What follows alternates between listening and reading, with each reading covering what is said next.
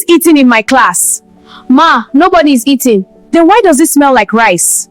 Bright Future Academy was the kind of school where the bell rang loud, the sun shone hard, and children's lunchboxes were treated like treasure. And in Primary 4B, treasure rarely lasted long because of Madame Rose. Madame Rose was tall, sharp-eyed, and always hungry. She wore her heels like a warning and spoke with the confidence of someone who believed rules were meant for others.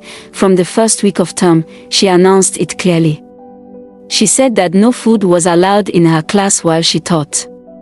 Food, she said, distracted learning.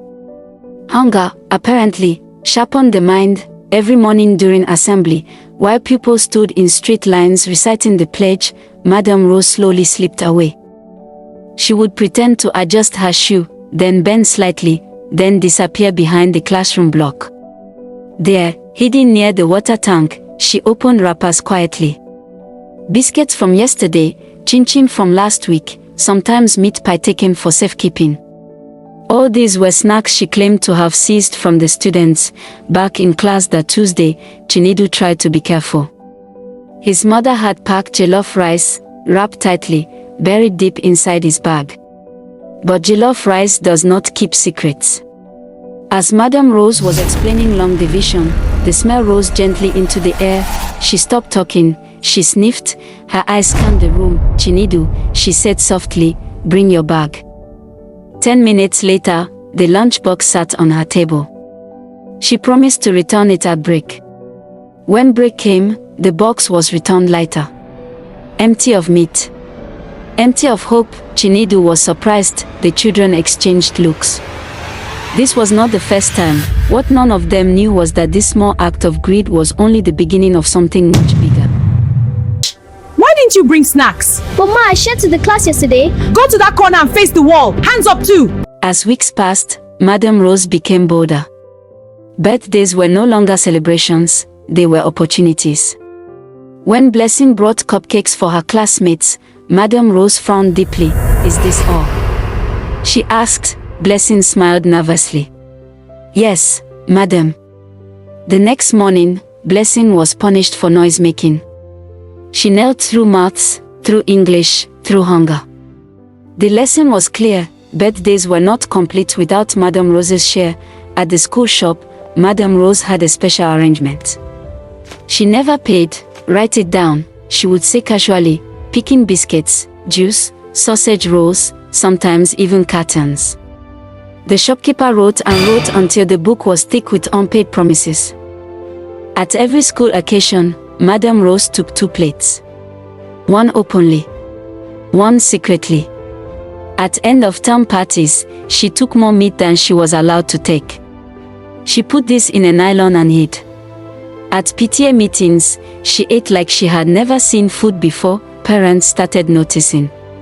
Lunchboxes returned empty. Children came home hungry. One parent noticed more than others, Mrs. Okafor. She listened quietly as her son described how his food always disappeared.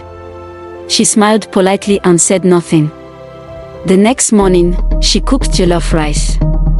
She added pepper. Then more pepper. Then salt. Enough to wake ancestors. She packed it neatly and told her son, if Madame Rose collects it, let her eat well. She warned him not to eat the food and went ahead to fill his stomach before he left the house and gave him money to buy snacks during break at school. Madame Rose did not disappoint. She opened the food confidently. Took a big spoon. Chewed. Paused.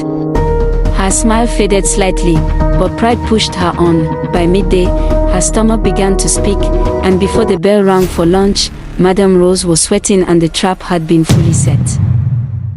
My stomach, ooh! Help me! Someone call the proprietor! Madame Rose is crying! Quick, get help! Madame Rose ran out of the class clutching her stomach, knocking over desks, shouting louder than the assembly bell. Teachers rushed. Pupils whispered. Parents visiting that day watched in shock. At the same time, the school's shop owner arrived, holding the dead book, page after page. Name after name. Amount after amount. Oh, Madame Rose, the proprietor called an emergency meeting. Salary day came. Madame Rose's entire salary vanished into debt and still did not cover it. Parents spoke. Pupils acted out scenes. The truth spilled like stew on white cloth. The proprietor stood up. "Madame Rose," he said calmly, "this is a school, not a buffet." Her access card was collected. Her table cleared. Her authority vanished. As she walked out of Bright Future Academy, the bell rang. Pupils opened their lunchboxes freely for the first time, food returned to its rightful owners, and Madame Rose learned, too late, that greed always leaves a bad taste. Some lessons are not taught in class. They are lived.